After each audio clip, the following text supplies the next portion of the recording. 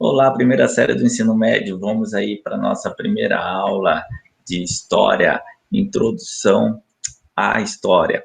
Vamos entender o que é a história, para que serve a história.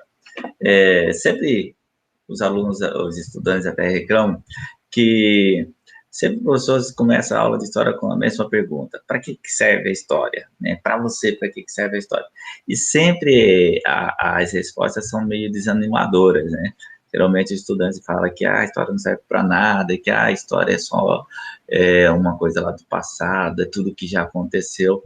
Não é nada disso. Hoje nós vamos desmistificar essas respostas. Vamos entender a importância da história. Primeiro, história é ciência do passado? Não. História é uma ciência do presente, é uma das ciências mais atuais. Por quê? Porque o olhar histórico é um olhar do presente, não é um olhar do passado. O que a história quer com o passado? Mudar o passado? Transformar o passado? Não.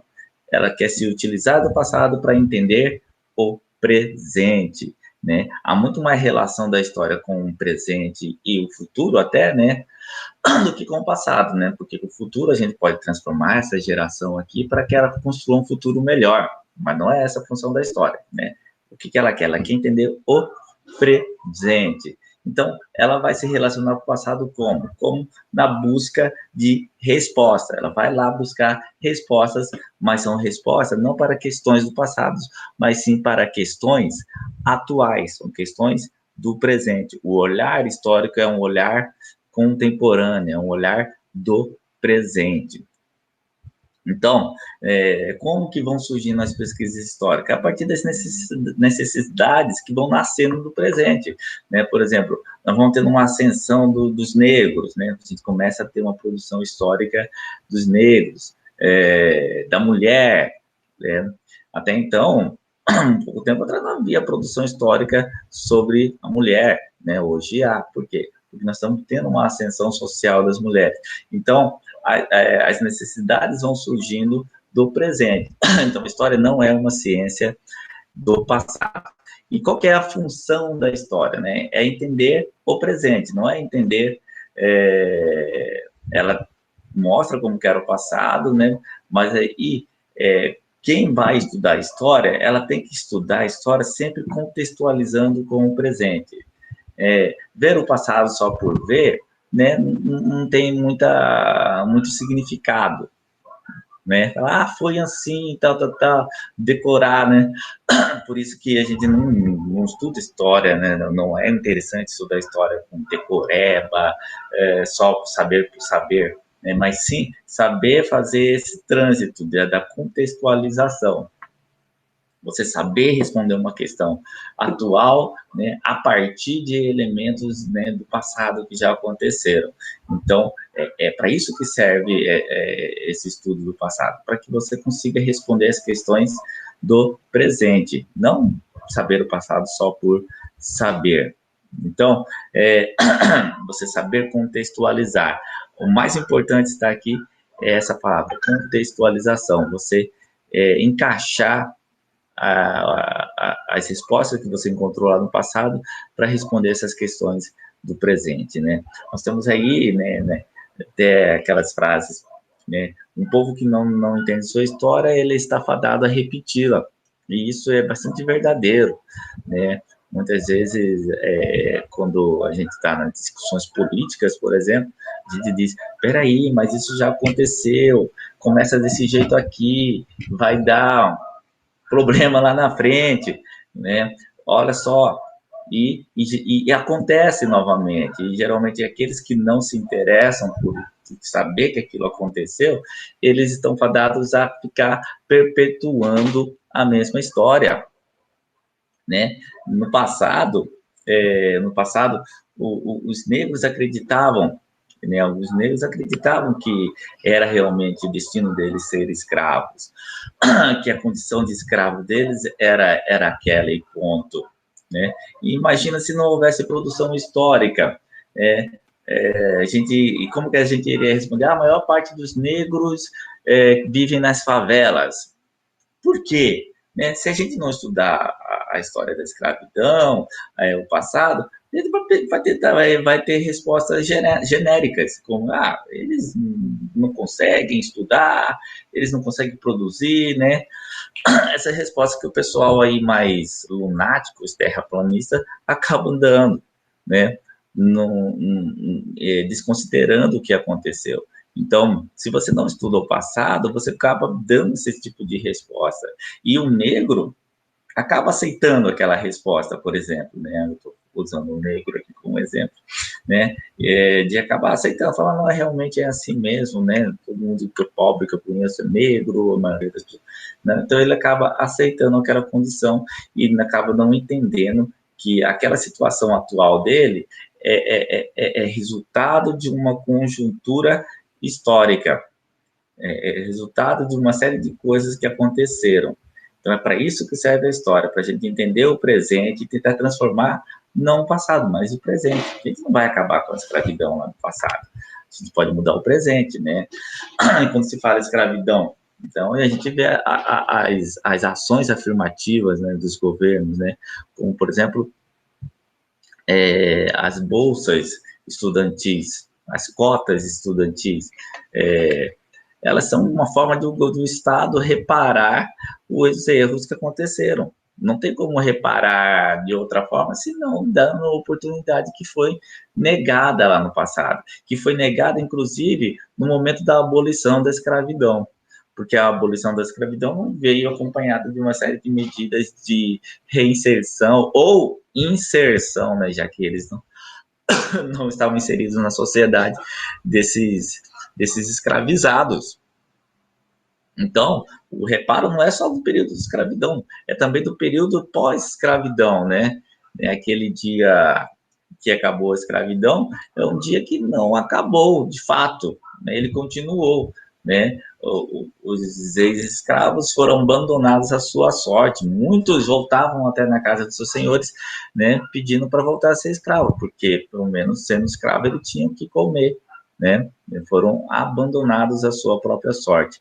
Então, quando a gente vê essas ações afirmativas, como, por exemplo, as cotas, uma pessoa branca vai dizer, não, mas não é para ter igualdade? Não é para ser de igual para igual? Sim, de igual para igual, ou seja, tem um princípio do direito que se chama isonomia, que é tratar iguais como iguais, diferentes como diferentes. Então, uma pessoa que teve seus ancestrais escravizados por mais de, vamos colocar aí, 4 séculos, né? Ele tem a mesma oportunidade que uma pessoa que não teve esses seus ancestrais escravizados? Não tem, não tem. Então, entre esse princípio do direito, tratar iguais como iguais e diferentes como diferentes, são pessoas diferentes, né? Nós estamos vivendo um período de pandemia, hoje, quando eu estou gravando, nós estamos ainda vivendo a quarentena. E, teve o adiamento do Enem exatamente por isso. Pessoas têm condição, algumas pessoas têm condição de estudar a videoaula, outras pessoas não têm. E quem são essas pessoas que não têm? Geralmente são aqueles afrodescendentes, descendentes de ex-escravos, né? Que, né, a roda da história não girou para eles, não houve essa transformação, né? Então, quando a gente coloca que não é igual, onde que a gente vai buscar esses argumentos para mostrar que não é igual coisa nenhuma? Nos fatos históricos, nos acontecimentos históricos.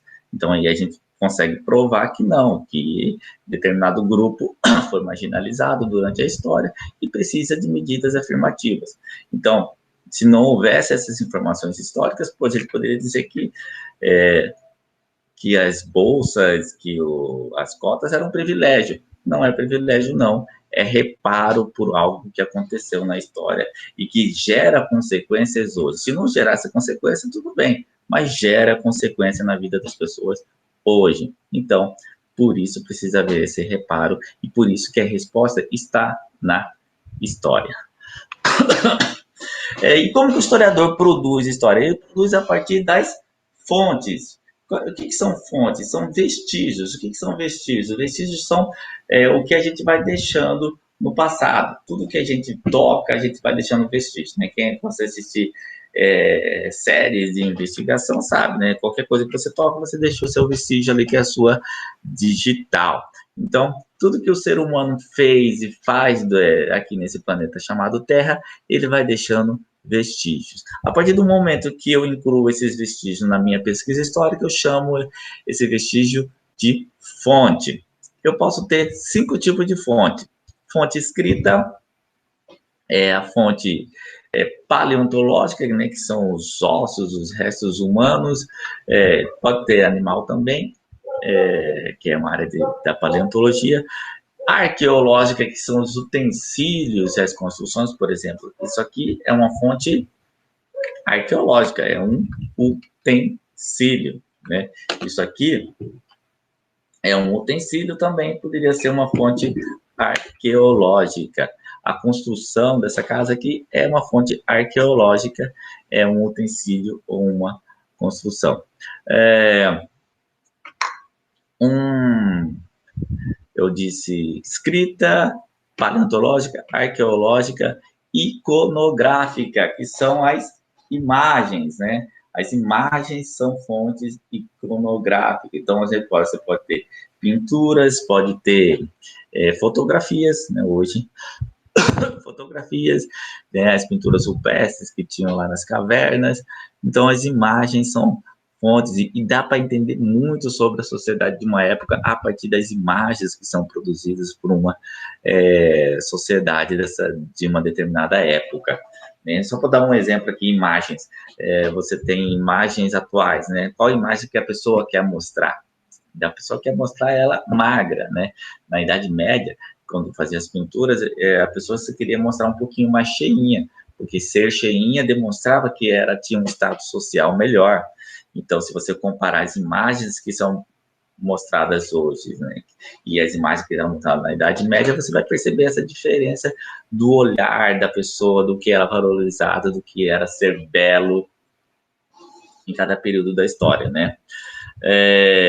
E temos as fontes orais, que são os relatos orais, que o historiador faz a partir de uma pesquisa. Ele senta com as pessoas e vai fazendo a entrevista e vai gravando o que aquela pessoa vai dizendo. Então, as fontes orais são para acontecimentos mais recentes, né, que você vai ter ainda as testemunhas vivas, ou um estudo histórico em cima de outro estudo histórico que ele pode ter acesso a esses relatos orais, né, que estejam arquivados em determinado arquivo aí, para que esse possa ser analisado depois, até mesmo para contextualizar essa própria pesquisa. Então, nós temos 5 tipos, vamos relembrar: fontes escritas, fontes arqueológicas, fontes paleontológicas, iconográficas, que são as imagens, e as fontes orais. Essas são as fontes históricas. Formas de interpretação do passado. Em nossos dias, os historiadores não restringem-se a narrar os grandes acontecimentos, ou seja, né, anteriormente, né, qual que era a história? Era a história oficial, era a história dos reis, das rainhas, dos fatos da história oficial, né? E era uma história de decoreba, de ficar estudando o que aconteceu, tal, quem fez, né? E hoje não. Hoje nós temos o leque histórico aumentou muito. Nós temos a produção de tudo que o homem faz em viver na sociedade campo de estudo para a história. Nós temos história do amor, história da sexualidade, história dos negros, história das mulheres.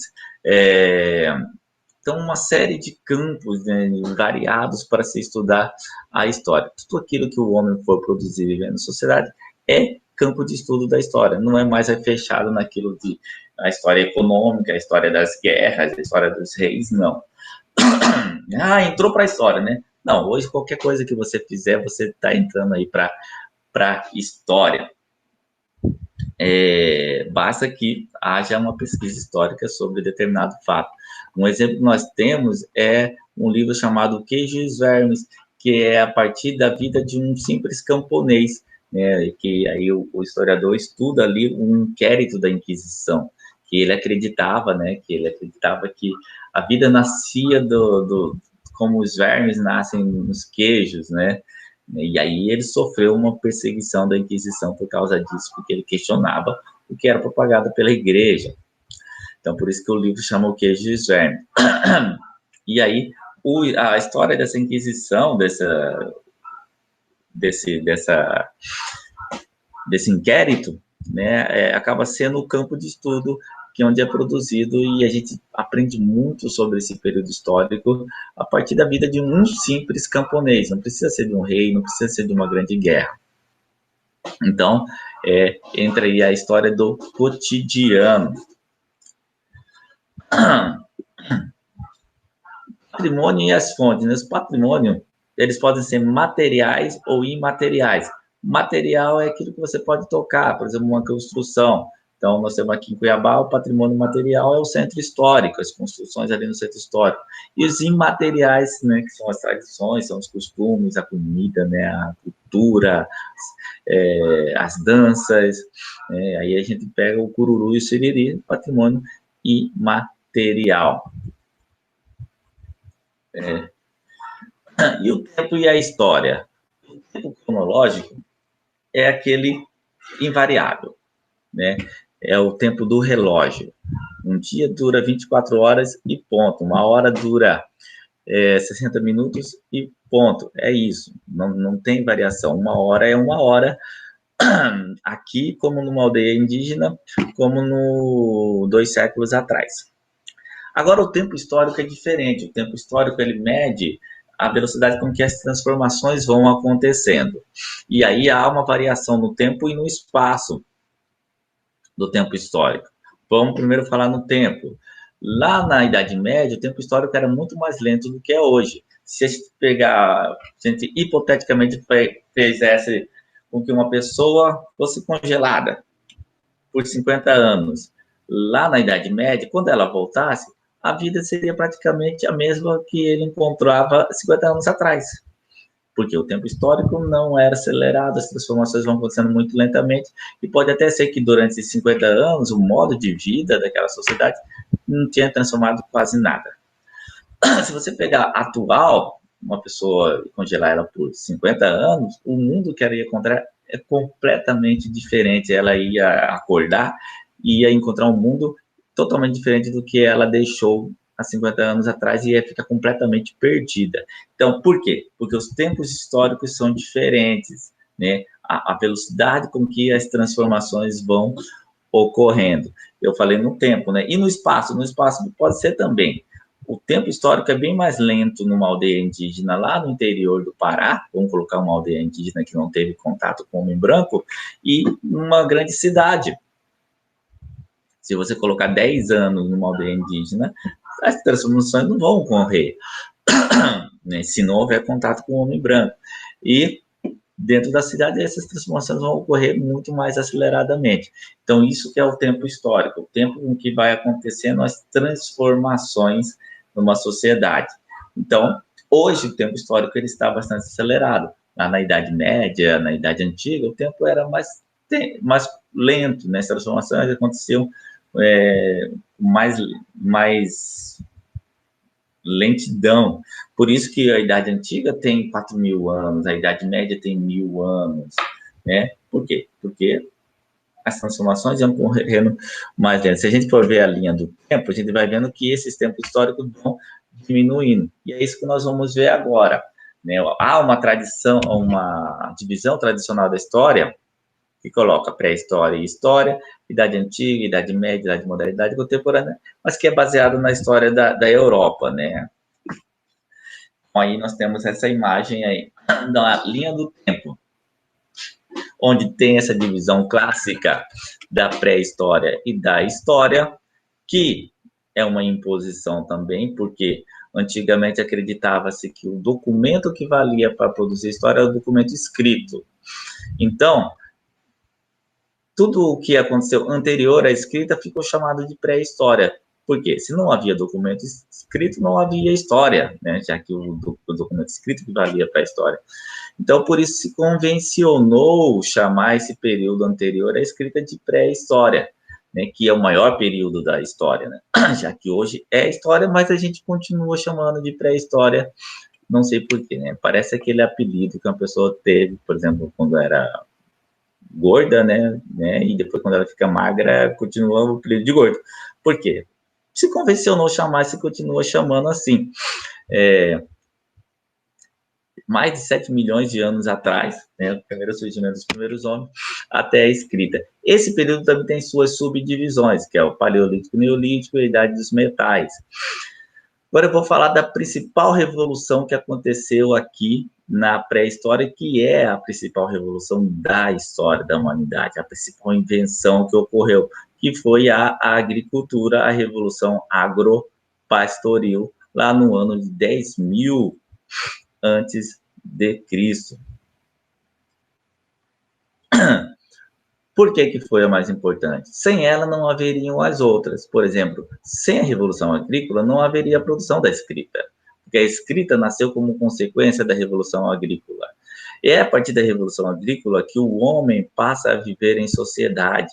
É a partir da Revolução Agrícola que o homem passa a produzir excedentes. Produzindo excedentes, passa a sobrar tempo e ele passa a produzir outras coisas. Passa a ter uma produção artística, passa a ter uma produção científica, ele passa a criar os deuses, né, a ter os sacerdotes, passa a ver essa divisão, né, das funções da sociedade. Passa a ter, vamos dizer assim, a sociedade propriamente dita. E é tudo isso consequência da Revolução Agropastoril, da Revolução Agrícola ou Revolução Neolítica. Então, essa passagem que se dá do Paleolítico para o Neolítico, a gente pode lembrar assim, ó, Paleolítico, o homem da caverna; Neolítico, o homem já vivendo em sociedade; no Paleolítico, pedra lascada; Neolítico, pedra polida; no Paleolítico, o homem ele é caçador e coletor; no Neolítico, o homem passa a ser agricultor, né? Ele passa a produzir o seu próprio alimento e também criar os animais no pastoreio. Então, ele passa a ser pastor e agricultor. Lá no ano 5.000, né, vem a Idade dos Metais, né, que também foi importantíssimo, né, porque aqueles que passaram a dominar os metais passaram a ter as melhores armas e também ter as melhores ferramentas agrícolas. E aí, já nos tempos atuais, nos tempos históricos, nós temos essa divisão: Idade Antiga, Idade Média, Idade Moderna, Idade Contemporânea, né? E aí os marcos são queda de Roma, né? Queda de Roma em 476 depois de Cristo, que marca o fim da Idade Média. Por quê? Da Idade Antiga. Por quê? Né, a base, né, da organização europeia era o Império Romano. A partir do momento que deixa de existir o Império Romano, há uma transformação completa na Europa. Né? E esse período de 1.000 anos aqui, aproximadamente 1.000 anos, é chamado de Idade Média pelos medievais? Não. Né? Sempre aquele que vive um determinado período histórico, ele vai se autodeterminar como contemporâneo. Quem vai chamar esse período de período médio vão ser quem viveu aqui na Idade Moderna, os renascentistas. Eles que vão chamar esse período de médio. Por quê? Porque eles consideravam assim, que houve um stop aqui na história, na evolução da história, da Idade Antiga para a Idade Moderna. Por quê? A igreja proibiu de estudar os clássicos, de estudar Aristóteles, Platão, Sócrates. Então, a história estava assim, na Idade Média ela estacionou, e depois, com o Renascimento, né, o retorno dos clássicos, ela voltou a evoluir. Então, esses renascentistas falam que esse período entre eles, modernos e os antigos, existia um tempo médio, com um tempo no meio, que foi esse período que eles chamaram de Idade Média, chamaram também de Idade das Trevas. Também são alguns mitos relacionados à Idade Média. A Idade Média não foi um período de total sonolência ou total escuridão. Tem até aquela frase que eu sempre falo, Se a Idade Média foi uma noite, por certo, foi uma noite estrelada, né? Então, houve sim produção, não é tudo isso aí de falar que foi a Idade das Trevas, que não produziu nada, né? Havia mais misticismo, houve uma queda na produção, houve uma queda no comércio, houve sim. Porém, não é tudo isso de dizer que as cidades acabaram, de que o comércio acabou, né? Tudo isso que você fala assim, acabou, né? Não tinha mais nada. Isso, tome cuidado que você vai acabar errando. Diminuiu, diminuiu sim. Acabou, acabou não, né? É, e aí, esses modernos, então, que vão chamar esse período aí de médio. E a idade moderna, vamos dizer assim, é uma preparação para chegar à idade contemporânea. Lembrando que moderno não é algo que é mais tecnológico do que o outro, é algo que é mais recente, que é novo, né? Então, sempre que usar o termo moderno aqui, é moderno no sentido de mais recente. Por exemplo, eu tenho dois aparelhos tecnológicos aqui. Eu tive primeiro esse, depois esse. Então, esse é mais moderno, porque ele é mais recente. Não quer dizer que ele faz mais coisas do que esse. Entenderam? Então, modernidade está nesse sentido, de novidade, de algo novo. Só fazendo aqui agora um encerramento para vocês entenderem o que é história. História, então, é a ciência do presente que estuda os vestígios que foram deixados no passado com o objetivo de entender o presente, né? E o que vem a ser, então, a história? É a produção científica produzida pelo historiador a partir desses vestígios do passado. Produzida pelo historiador. Isso é bastante importante ressaltar. Que quem escreve história é o historiador, né? Qualquer uma outra pessoa pode escrever sobre o passado. O que essa pessoa escreveu sobre o passado, a gente vai chamar de memória. Memória. Quem produz história é o historiador, né? Uma outra pessoa produz memória. Essa memória que foi produzida por alguém pode até ser usada como fonte histórica. Mas o que a gente chama de história? Aquele conhecimento que foi produzido pelo cientista chamado historiador, né? Que vai produzir a partir das bases científicas do método científico. Qualquer uma outra pessoa pode escrever, mas a gente vai chamar isso de memória. Então, história é produzido pelo historiador.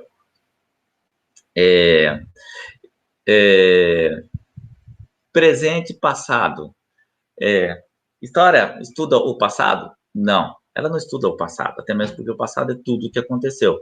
Então, o que ela vai estudar? Vestígios do passado. Ela vai ter acesso a vestígios do passado. Então, não é o passado todo, é apenas vestígios que foram deixados desse passado.